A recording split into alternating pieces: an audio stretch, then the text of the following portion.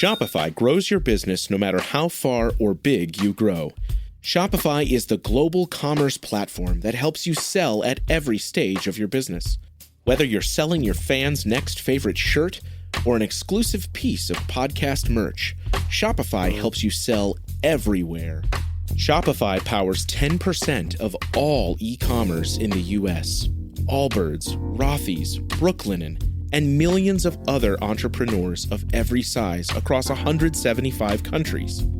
Plus, Shopify's award-winning help is there to support your success every step of the way. Because businesses that grow, grow with Shopify. Sign up for a $1 per month trial period at shopify.com/income, all lowercase. Go to shopify.com/income now to grow your business, no matter what stage you're in.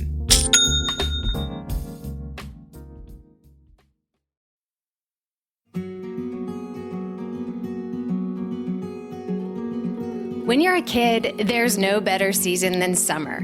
No school, long days playing outside, and hopefully lots more time with friends. But when you're a runner, summer can be a bit of a bummer. Every run feels harder, and your speed seems to evaporate instantly, unlike the massive amount of sweat dripping into your eyes and staining your clothes. The good news is that all your sweaty work this summer will pay off with faster times in the fall. Your body will learn to cool off quicker and more efficiently bring blood and nutrients to your muscles, which will make faster running easier when the weather cools off. So how do you get through those hot runs and races to get those incredible advantages we're hoping for? I'll explore how.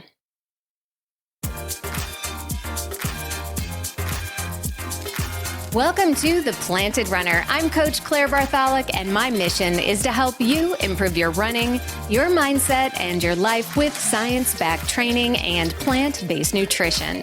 In this episode, you'll learn the science of what is happening when you run in the heat, how you can effectively manage hot runs and keep up your training, and exactly what to do to prepare for a hot race day.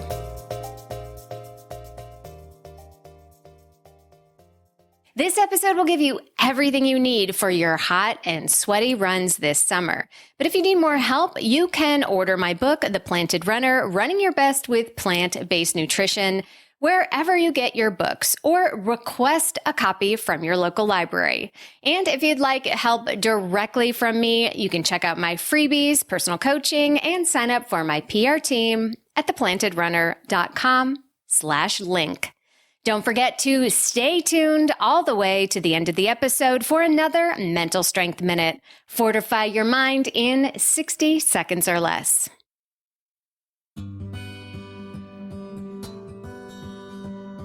Now let's get into the science of running in the heat. Heat and humidity impact performance both in the short term and the long term. As you begin to run in the warm weather, the ambient temperature starts to heat you up in addition to the heat you're creating from running. Add in direct sunshine, radiating heat on your skin, and you've got a trifecta of heat generation. Soon your overall body temperature will start to rise. Just like when you run a fever, the higher your core body temperature, the worse you're gonna feel. In an attempt to cool you down, your heated blood is diverted to the skin and you start to sweat. The sweat itself doesn't really cool you down. It's only when it evaporates that you start to feel cool. If it's so humid that the evaporation process can't happen, no amount of sweating will be much help in cooling you down. While the blood is being rerouted to your skin, less blood is available to transport oxygen to the working muscles. Less oxygen means you can't run as fast or as hard. If you're trying to speed up like in a race, it will take a considerable amount of effort. And of course, with all that sweat leaving the body, you run the risk of dehydration, which compounds your issues because it affects your ability to cool yourself down. So your core temperature simply gets hotter and hotter, further slowing you down and potentially putting you in danger of heat exhaustion or heat stroke. But it's not just this run that's impacted by the heat. A single run in hot and humid conditions can impair recovery, leading to diminished performance on your next few runs. Let's look at why this is. After a hot run, your body will prioritize cooling itself and restoring hydration levels rather than delivering nutrients to your muscles. When the muscles can't get the nutrients they need to repair the damage caused by the workout, recovery is slower, and you may not be fully prepared for your next hard workout like you normally would be. Okay, so now we know why running in the heat is so tough. So what do we do about it? The first strategy is do your best to avoid it. That could mean treadmill runs in the air conditioning, or it could mean timing your runs to avoid the brutal heat of the day. Choosing a shady route or getting into the woods for a trail run can help as well because you're removing one source of heat, the radiant heat created from the sun on your skin. But avoiding all hot runs is just not practical or even desirable for most runners. Adapting to the heat is not only possible, but it can create positive changes in your body that will help make you faster in the fall. The most important thing you can do when running in the heat is slow down your paces. It's a scientific fact that even the most heat acclimatized runner will suffer performance losses in hot conditions. In order to stay true to the goals of each of your runs, you will need to slow down. Those training paces that your coach wrote for you assume that you're running in perfectly cool temperatures on a flat surface with zero wind and with the stars perfectly aligned to your zodiac sign. If that's not what the day gave you, it's time to adjust. Easy runs should be easy, even in the heat. Hard workouts should remain challenging, but doable, not all-out efforts that come close to killing you. This could mean you'll need to slow down your paces 20, 30 seconds per mile, or even more, just to get the same effect. Speaking of workouts, you do not want to jump into a fast-paced workout the very first hot day you get. It's better to begin the process of heat acclimatization over a couple of weeks with a few hot, easy runs first. If that goes well, you can then add in some hot workouts.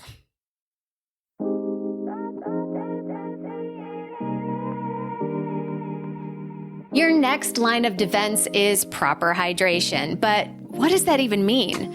I wish I could just tell you an exact amount to drink on a hot day, but each runner's sweat rate is dramatically different.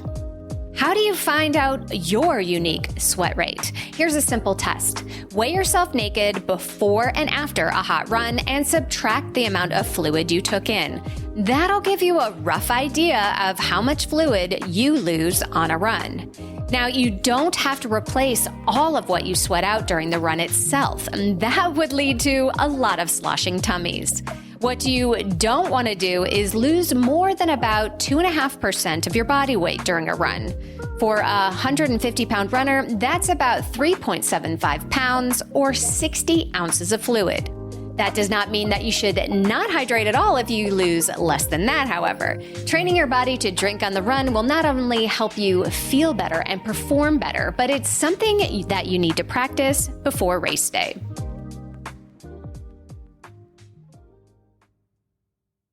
My favorite way to think about it is to give yourself every chance to run your best, especially on harder runs. The more successful your most challenging runs are, the more effective your training is. So that means fuel well, sleep well, hydrate well so you can run your best.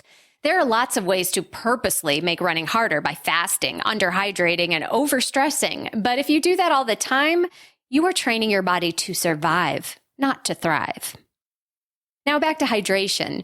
A great way to minimize hydration losses is to be sure that you are pre-hydrating yourself the day before you run and adding in a little extra sodium to your diet to increase water retention. Now that might sound strange to recommend sodium and water retention, and it's not right for all runners, but for many healthy runners, it can make a big difference.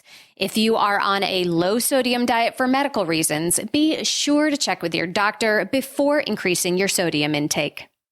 Training in the heat is one thing, but what about racing in the heat? How can you maximize your performance on a hot race day? I'll go over that in just a minute.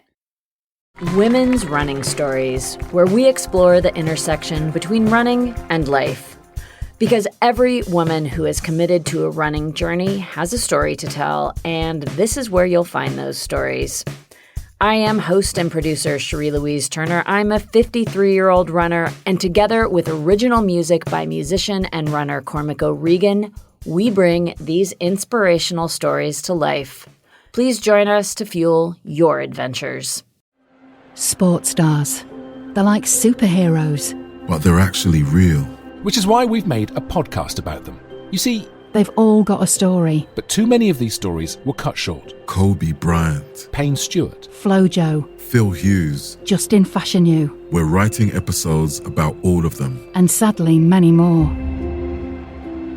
Death of a Sports Star, a new series from Crowd Network.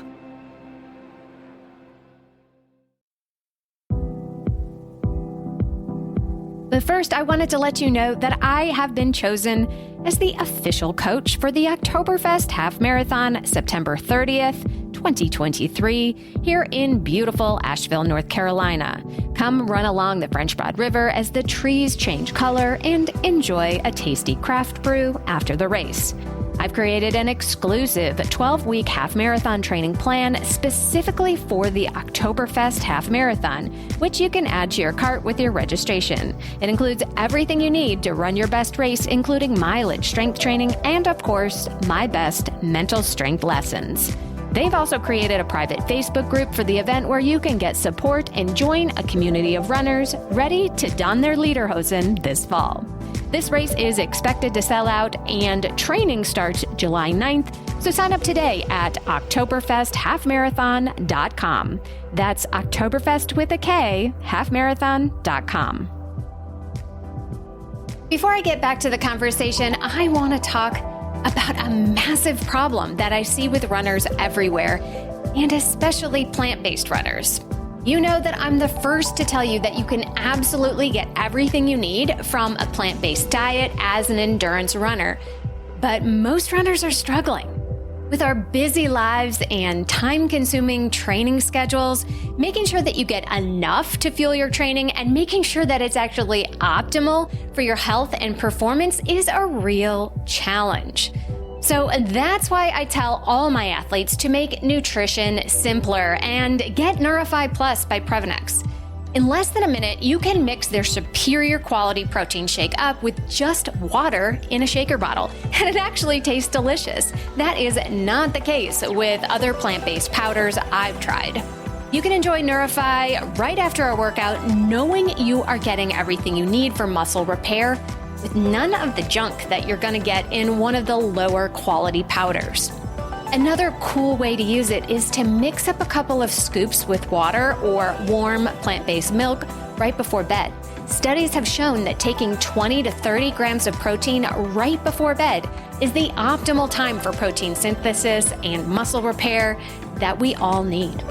Look, this is the only product that I'm working with, and that's for a very good reason. I believe in Previnex quality, their mission, and I use Neurify Plus myself. And I'm not the only one. Lindsay Hine of I'll Have Another, Jason Fitzgerald of Strength Running, Whitney Hines of the Mother Runners, Elite Athlete, Emily Infeld, and so many others in the running world are passionate about Previnex too. If you're ready to simplify your nutrition and optimize your fueling, you can try Neurify for 15% off the regular price with my code PR15. That's PR15 at Previnex.com.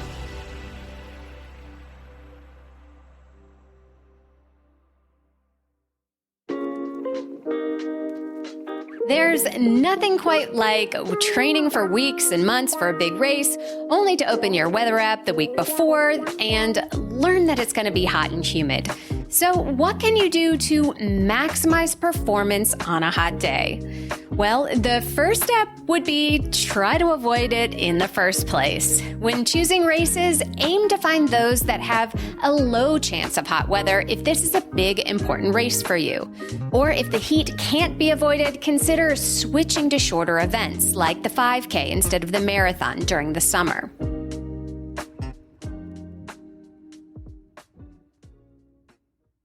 But of course, sometimes we just get bad luck and the weather is not going to cooperate. What now? Hopefully you've had a chance to have at least 2 weeks of hot weather running before race day, so your body becomes more efficient at running in the heat.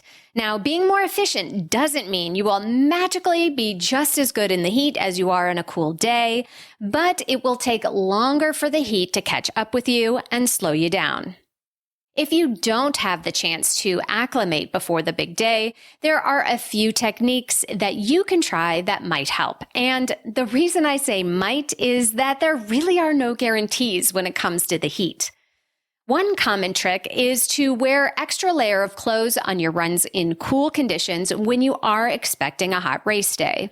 This will certainly stimulate some adaptations, but I can promise you it's not going to be super enjoyable.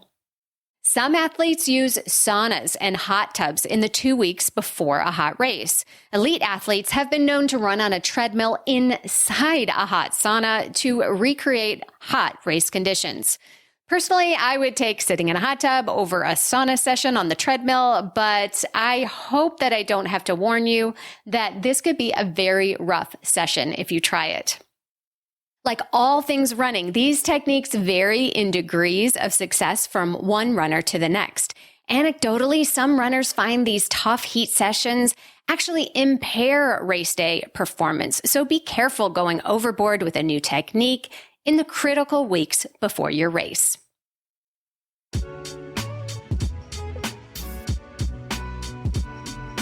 On race day, there are several steps that can help slow the overheating process. Nothing can eliminate the heat's effects completely, but here are a few things you can do to push that point further down the road. The first is pre-cooling before a race. The goal is to slightly lower your core body temperature before you start running, which will extend the amount of time you can run hard before overheating. Research has shown that pre-cooling can significantly improve performance in hot and humid conditions by as much as 16%.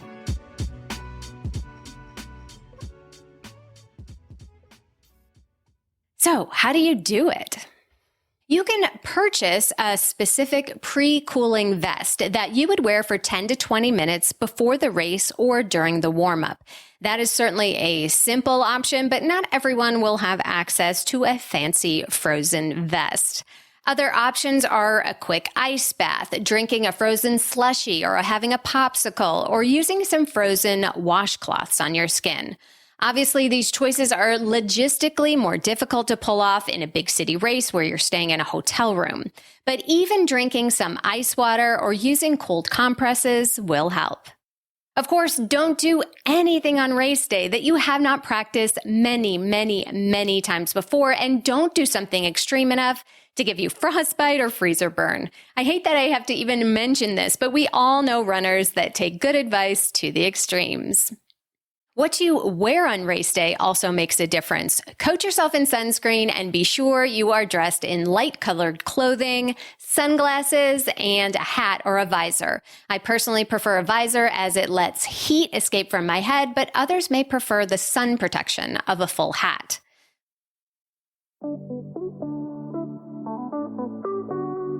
Once the gun goes off, racing smart in the heat is your best strategy. What does racing smart mean? Lower your expectations and slow down far more than you would in normal conditions.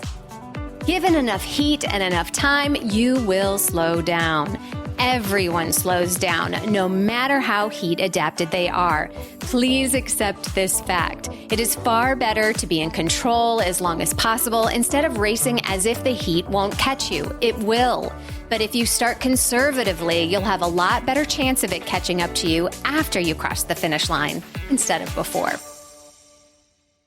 It's important to note that as runners, we are used to pushing ourselves harder than most people. We train ourselves to push through hard times and discover what we're capable of.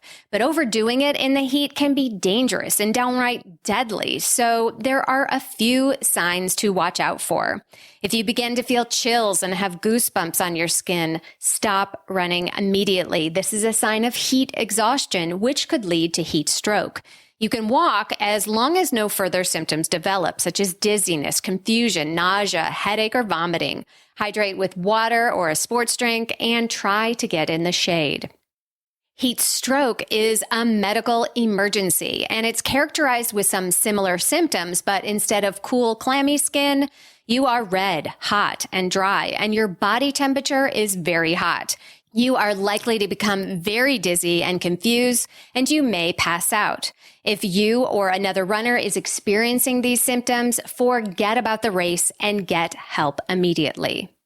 Running hard in the heat is one of the toughest challenges for any runner. The most important thing you can do is respect the heat, prepare carefully for the conditions, and adjust your expectations of success. The good news is that once cooler temperatures return in the fall, your hard work in the heat should pay off with faster times with less effort.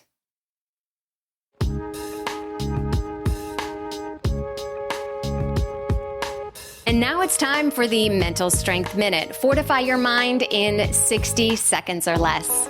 Today's topic is chase your PR for joy. Most runners race to get faster and improve their personal record or personal best. It's a fantastic feeling when all your hard work pays off in real numbers on the clock to prove to yourself that, yes, you are getting fitter and faster. But what about chasing PRs for joy? Not every race is going to be faster than the last if you run long enough. But that doesn't mean they can't be fulfilling and rewarding if you use a completely different metric like joy. How much fun can you have in a race? Maybe you choose a race with beautiful scenery instead of fast and flat. Maybe you decide you are going to high five every little kid waving a sign, cheering you on. Find something you can do to cultivate joy in your racing, and next time, see if you can find even more. Thank you for listening to The Planted Runner or watching it on YouTube. Don't forget, you can win a copy of my book for leaving an Apple Podcast review, so be sure to write yours right after your run today. Reviews are the #1 way to boost this show's reach, and it's a great way to tell me what you'd like to hear next because I read every single one. Have a great run today.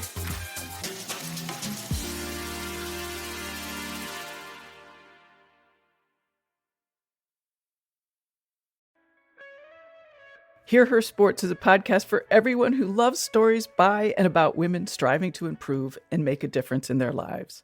I am your host, Elizabeth Emery, a former professional cyclist. In every episode, I introduce a female athlete or woman in the business of sport through a thoughtful conversation about who they are and the terrific work they're doing. My guests and I explore the glorious and frustrating issues in sports, history, equity, training, nutrition, and so much more. Join us for inspiration, for community, and for love of being a strong, athletic woman.